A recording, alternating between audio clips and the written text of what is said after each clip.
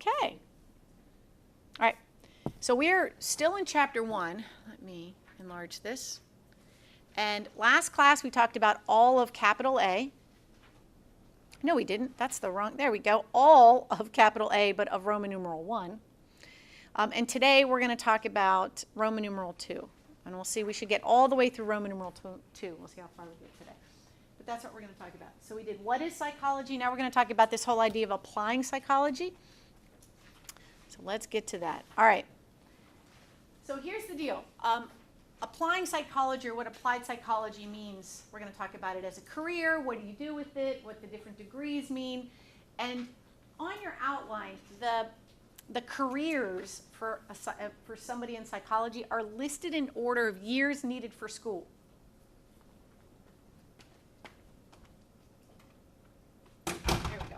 So the first one is someone who goes to school the most, and then we go down the line. So that's just the way that it's organized in your outline. So the first one it starts with is a psychiatrist. So a psychiatrist, everybody thinks of that when they think of psychology, and after today, you will not get this confused anymore, because everybody gets this confused on TV, movies, just regular people. A psychiatrist is a medical doctor. They go to medical school, and their focus is in psychiatry. So when they come to the point where you have to specialize in medical school, they pick psychiatry. Like someone might be an internist, someone might pick OBGYN, somebody might pick neurology. They pick psychiatry, but they go to med school. So what that means is they get a medical degree, an MD, a doctorate of medicine. That's what MD stands for, doctorate of medicine. And when they look at an issue, so say a 12-year-old presents with flat affect, periods of intense sadness, isolation, sleeping 20 hours of every day, but still feeling tired. This is a 12-year-old going into middle school or in middle school. Problems in school, not completing assignments, not doing well with friends, not having close relationships with peers.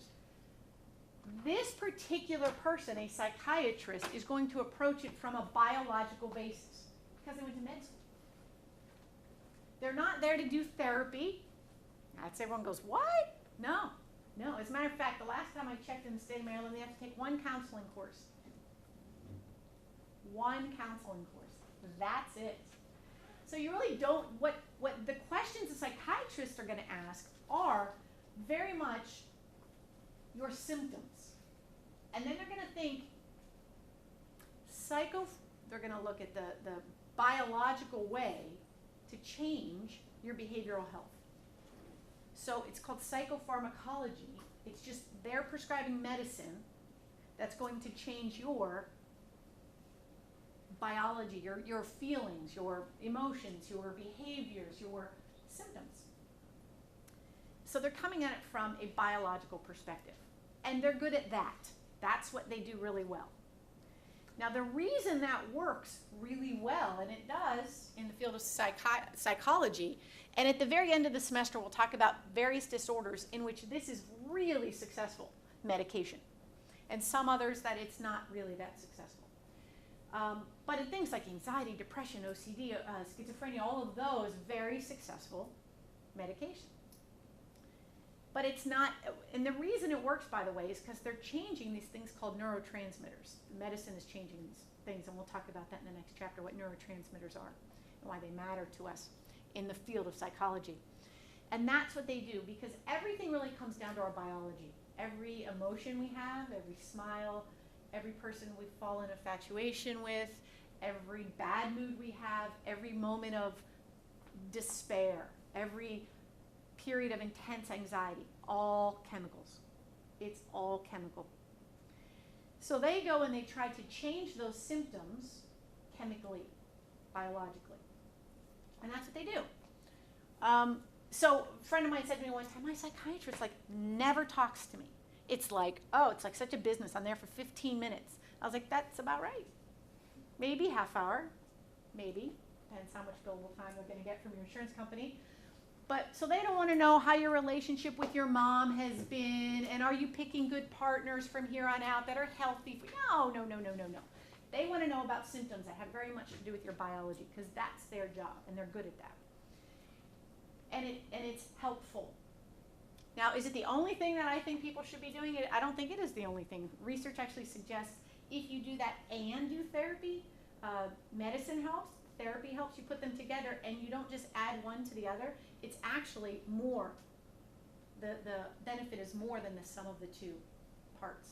The whole is greater than the sum of the parts. So I think it's a piece of the puzzle, and it's a really important piece of the puzzle, especially now, this time within the last 15, 20 years. It's an even bigger piece of the puzzle. We understand a lot more than we ever did. Okay, but that's medical school, so that's, you know, an associate's degree, then it's a bachelor's degree, then it's a master's degree. Actually, what you would do is right after your bachelor's, you would apply to med school, and you'd go to med school for 4 to 8 years, and you'd do a residency, and that's psychiatry. That's the route to psychiatry. Psychoanalyst, that's always mentioned in various books. You'll see that term. A psychoanalyst is just somebody who follows the work of somebody named Sigmund Freud. He coined a term, psychoanalysis. So today, somebody who follows his theories would be called a psychoanalyst. They have a graduate degree, and it has to be a doctorate. And it's either one of these two. Maybe not your textbook, but the old textbook used to say MD too.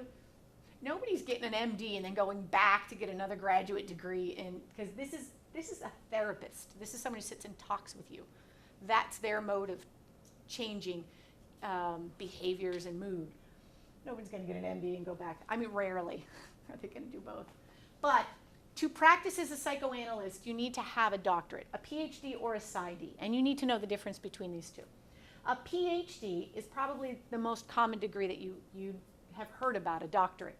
It's a doctorate, capital D, in PH stands for philosophy, which is funny. So I have a PhD. I don't know any more about philosophy than you do. I took my obligatory, one philosophy and ethics course that you have to take, and as an undergrad, maybe one. That's it. So it's really not about philosophy. You can have a PhD in biology. You can have a PhD in music. You can have a PhD in psychology. What it means is that you've gone to the highest level of schooling that's offered in that degree.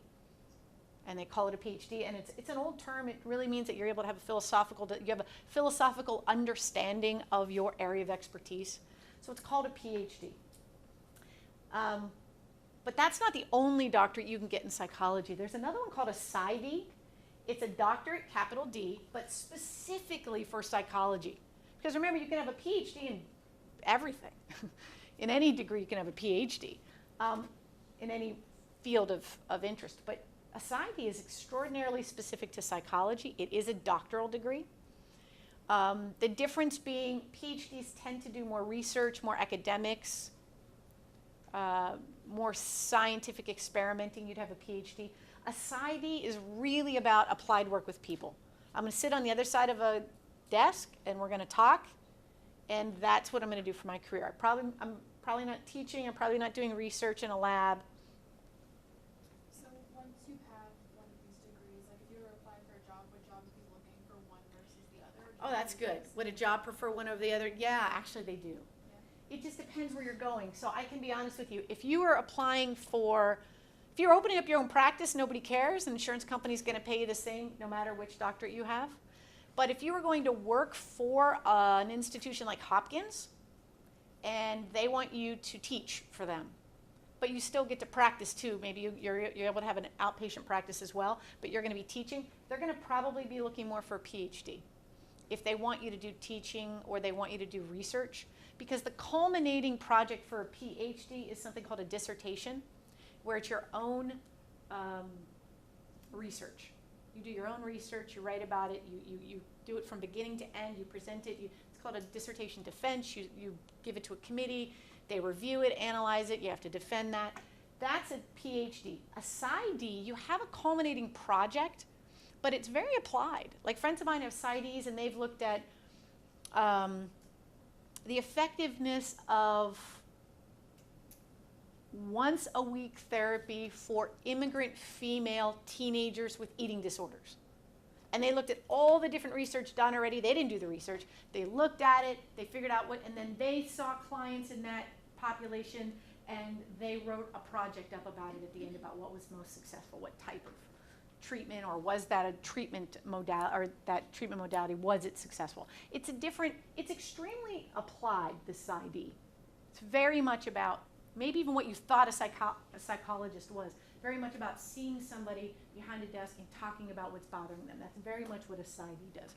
PhD can do a lot of different things, and you're going to read about that, if you haven't already, about the different subfields of psychology. Those all can have PhDs, and you see some of them don't ever see clients that way, therapeutically. No, they're in a lab. Some might even be just working with animals.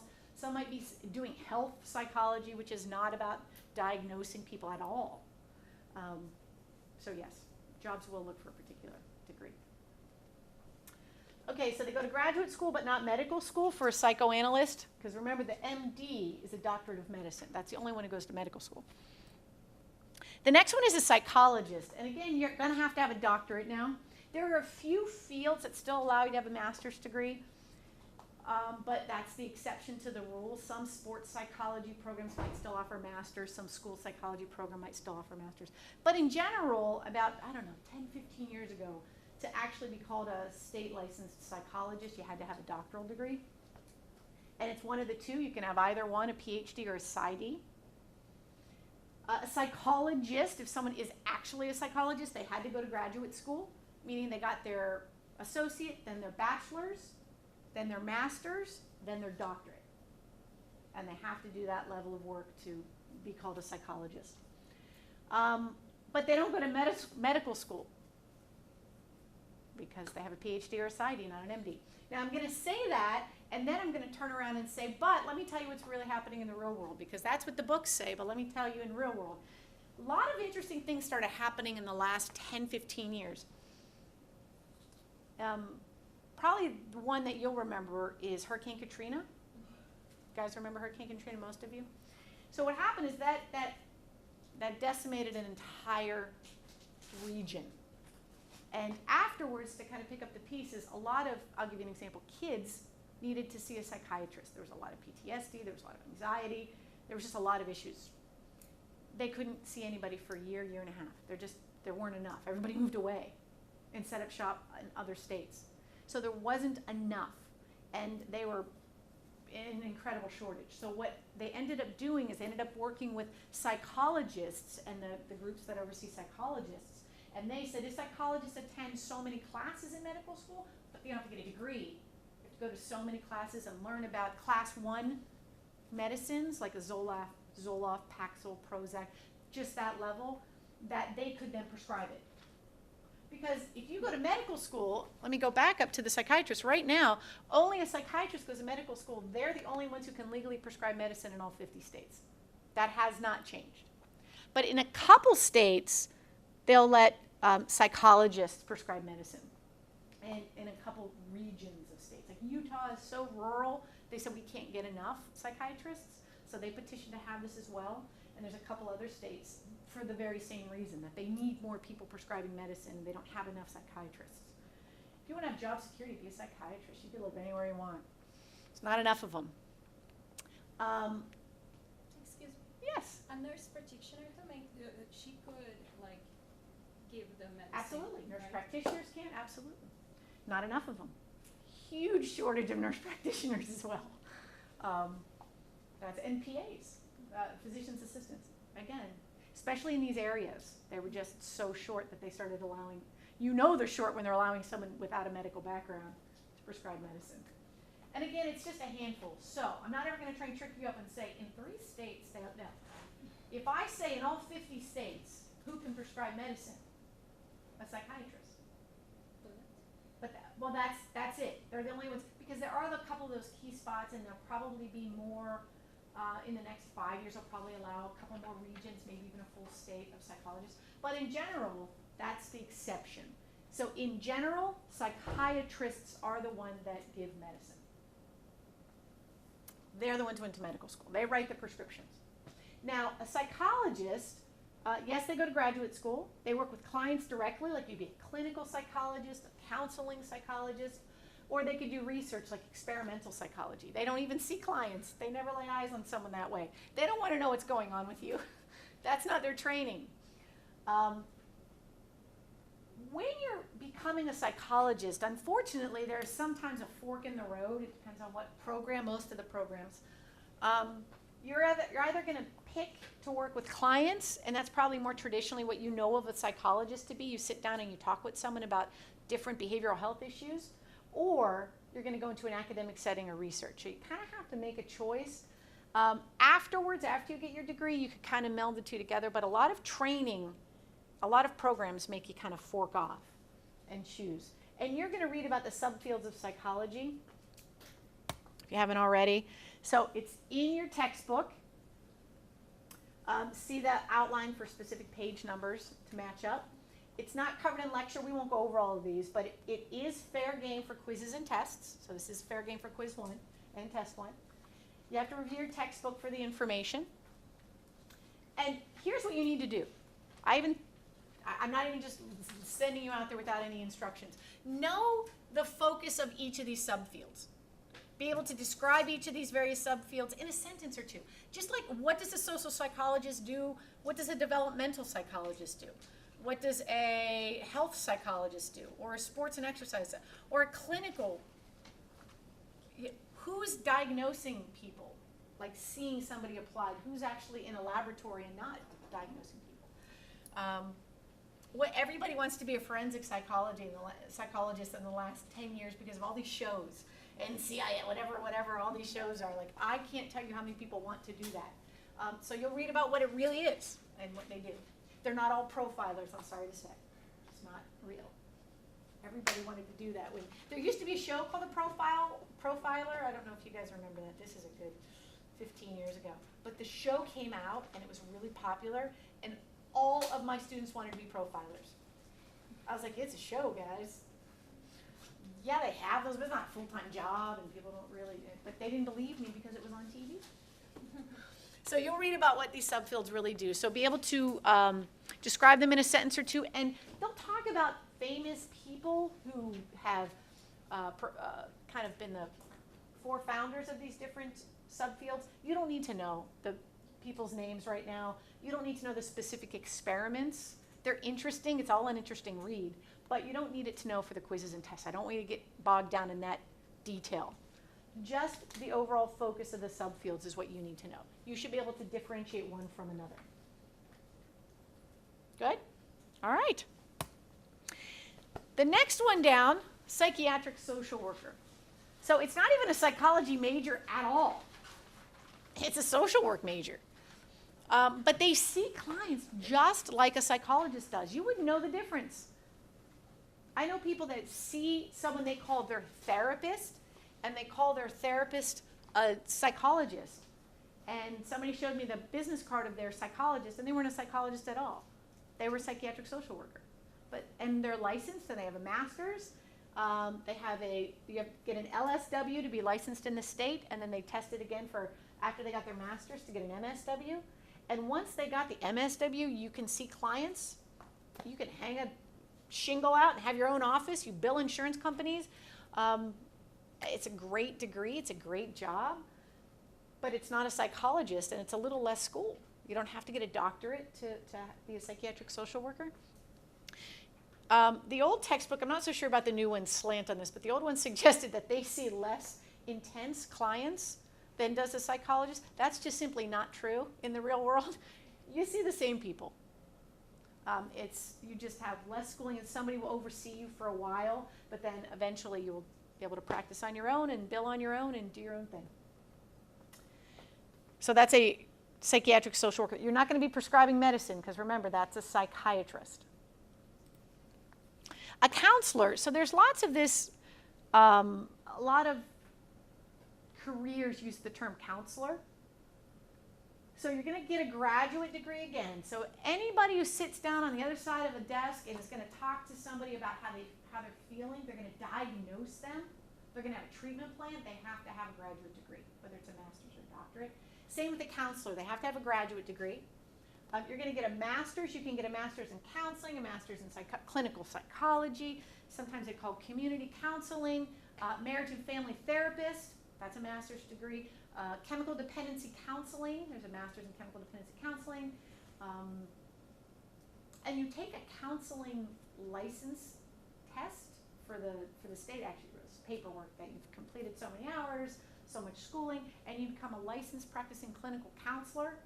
Every state has some play on those words, those 4 words, but it's basically a counselor, like you would call a therapist. You sit down and talk with someone. They have a graduate degree, they've passed a state license, a state test, and they're a practicing counselor.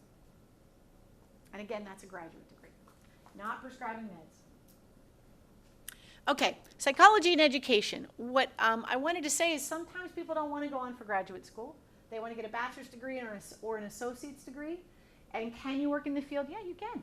You work as a case manager in social service agencies, residential homes for any kind of population needing residential homes, persons with addiction issues. I used to work when I was in undergrad. I just finished undergrad, and I started working in a residential home for adults with severe developmental delays, and they lived in the home, and I worked there. So you can do a lot of work there. Department of Children's Services loves associate's and bachelor's degree in psychology. If you go on their website and you look at job openings, oftentimes that is the ticket in to all of these. The Social Security Department, same thing. Department of Aging, same thing. Sales positions love psychology backgrounds because it's a lot of changing people's behavior is psychology.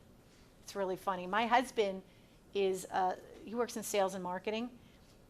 He laughs that he says he uses psychology more than I do in his field. And I don't disagree with him. He's probably right. It's a big deal in sales to understand psychology. So it gives you a nice basis. So for like Department of Children's Services and stuff like that, I don't know if like the name is different in different places, but where I went to high school, some kids had like TSS workers, and then like people who would like spend time with them in school and at home. So would those people only have a bachelor's degree? Yeah, that would be a bachelor's degree. Yep. Okay. Yeah. And if you're at all interested in this, or you know someone interested in this as a career, psychology as a career, people usually finish their associate's or bachelor's, go, oh, I'm so tired, I'm run out of money. You shouldn't have to pay for a graduate degree. You want a graduate program that's going to pay you to go there, and there's a lot of them.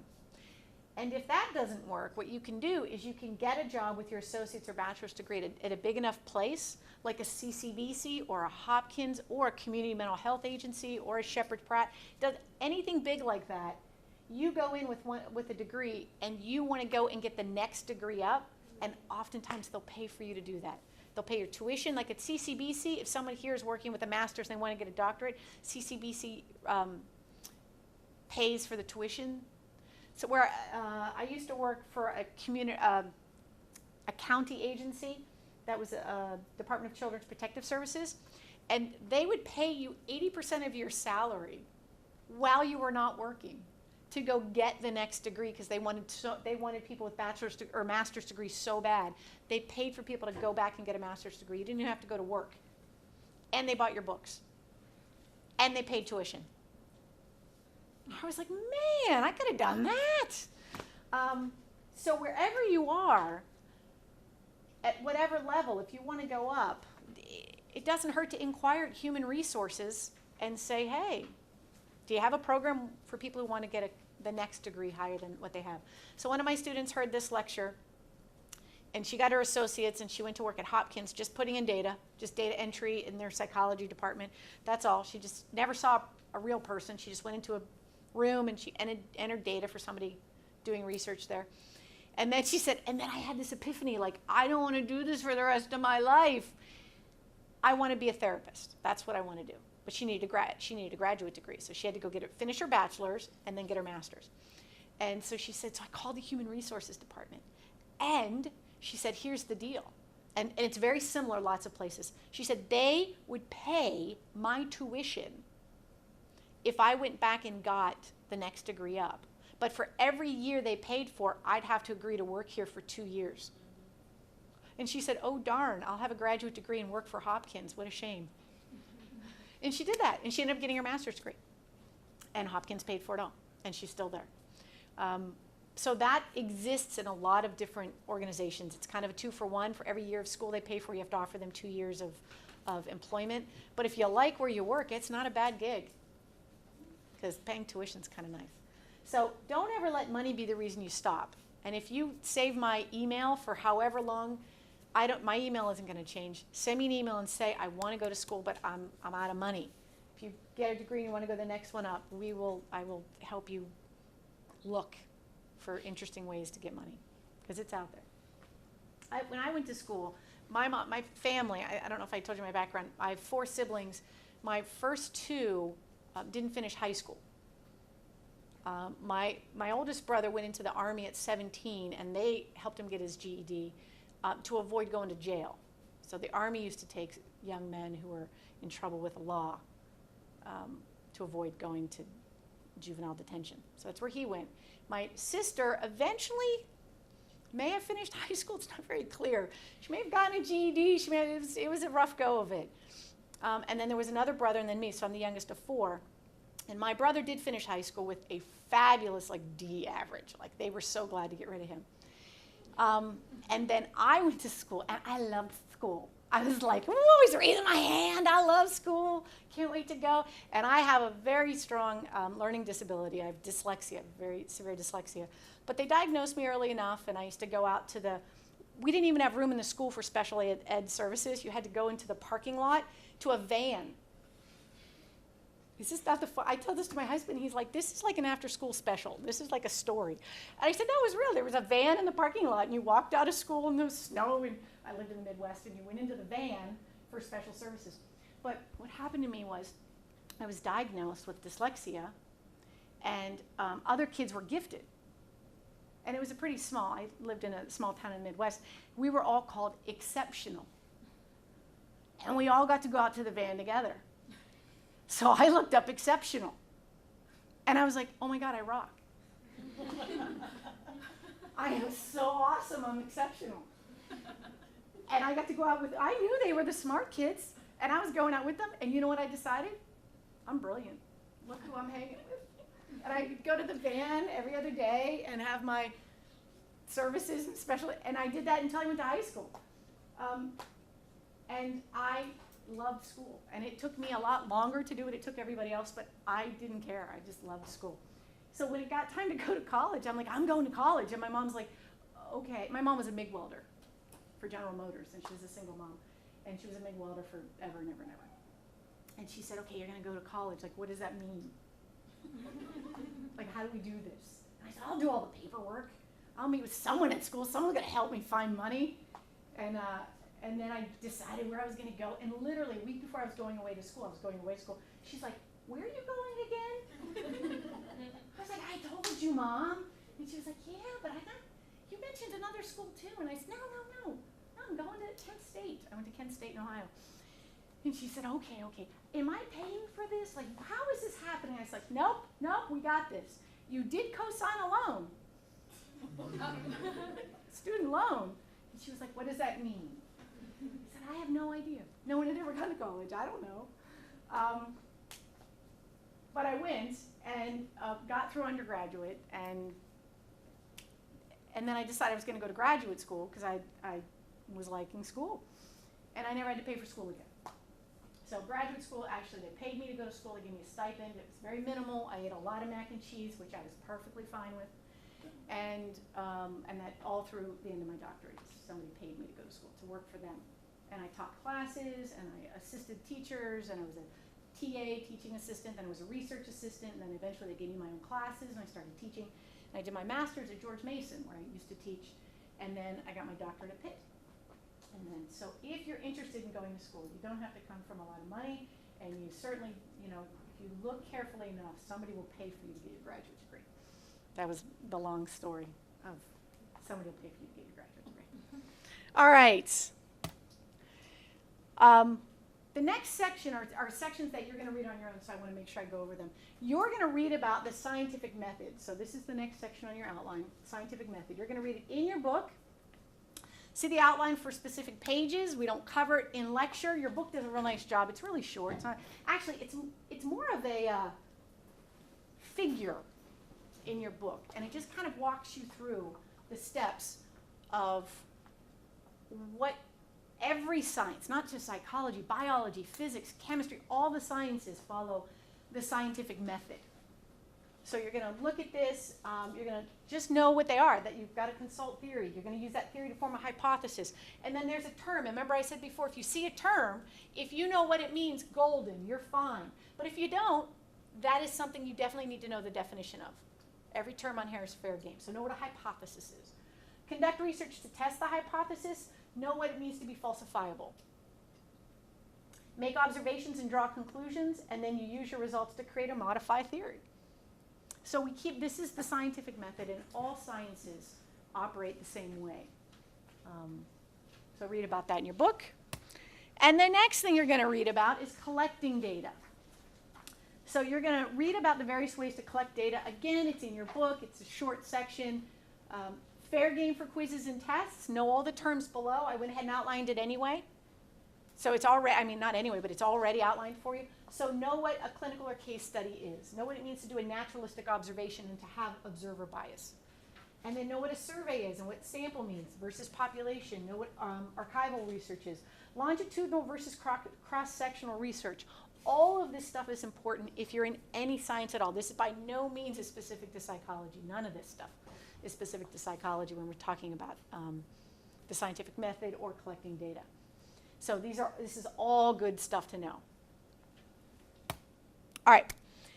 The next section here is to talk about importance of appropriate measurement, reliability versus validity. I'm going to spend just a couple minutes on this just to get you guys through this. So I define them up here. Reliability, consistency, the consistency of results. What reliability, and by the way, these terms mean two completely different things, and people often use them interchangeably. They're not. So consistency means reliability. The getting similar results again and again when you give the similar test or methodology to a similar or the same group of people. So it's the again and again part. It's consistency in data.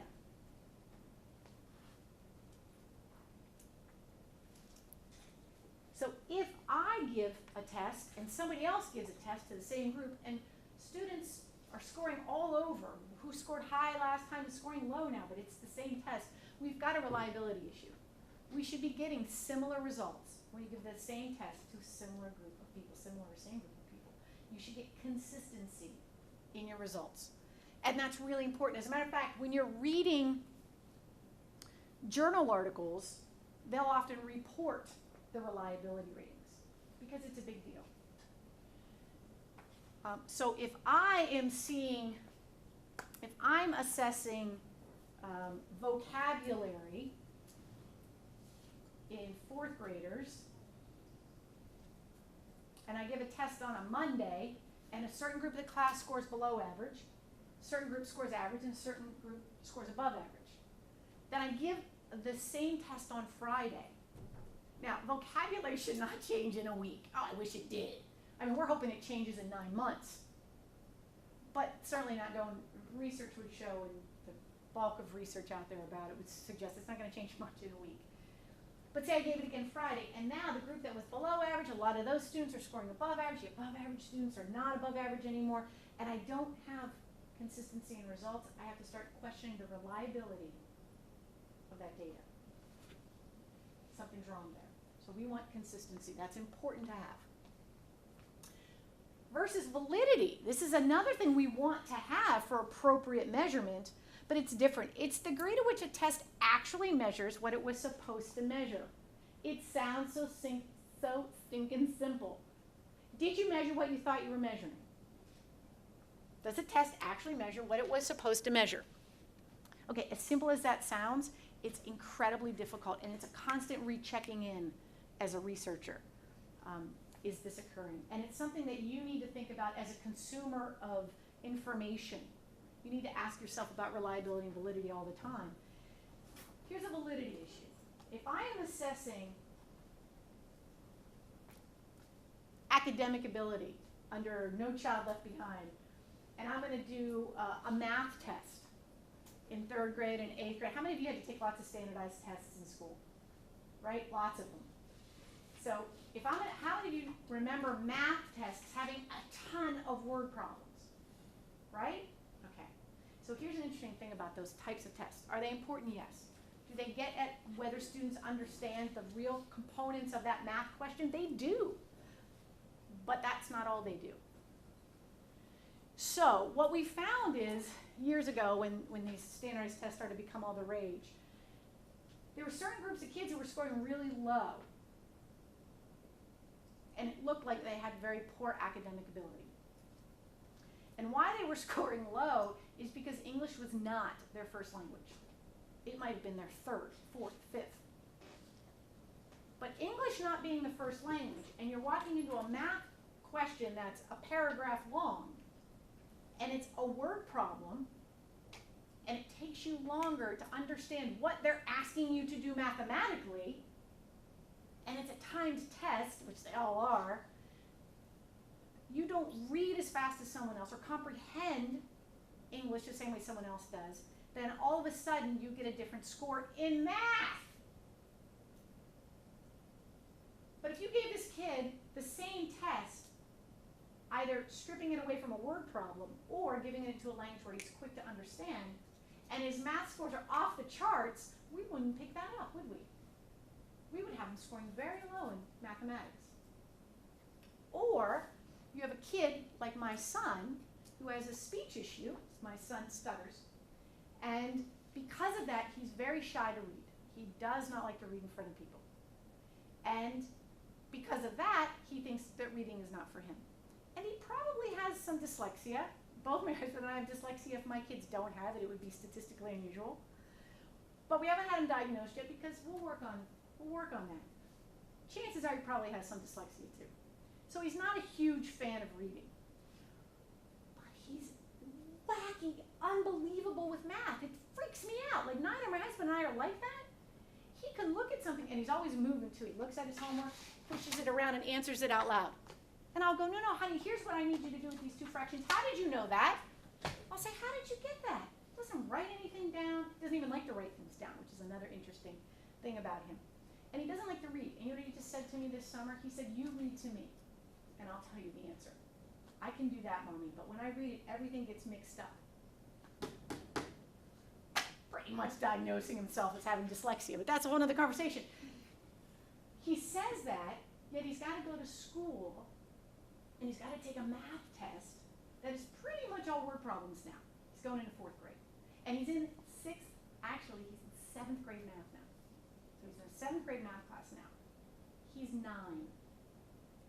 It's all word problems. And he's like scared to death. So here's the concern for a school district. Well, at least it should be their concern, and as parents will make sure it's their concern, is when he takes a math test, are we really measuring what it was supposed to measure? Math. We don't need to pick up his language arts ability. We know he's struggling there. But we can't assume he's struggling in math as well. That's a validity issue. So if a test doesn't actually measure what it intended to measure, we've got an issue. That's a validity issue. Make sense? And it is a big deal. Like all of our IQ tests for decades had pictures on them about what's missing, and we used to have this one a long time ago, in the 1930s, of a tennis court with the net missing. And people had to look at this. Men in the military were being assessed for promotion, and then were they going to take his IQ test, and they had to look at it and say that the net was missing. This was like in the 1920s. If you grew up in the South in the 1920s, when would you come across a tennis court? It was ridiculous to assume this. Oh, and by the way, a violin with a string missing. Yeah, that's another thing that lots of people working on farms in the South, these are true.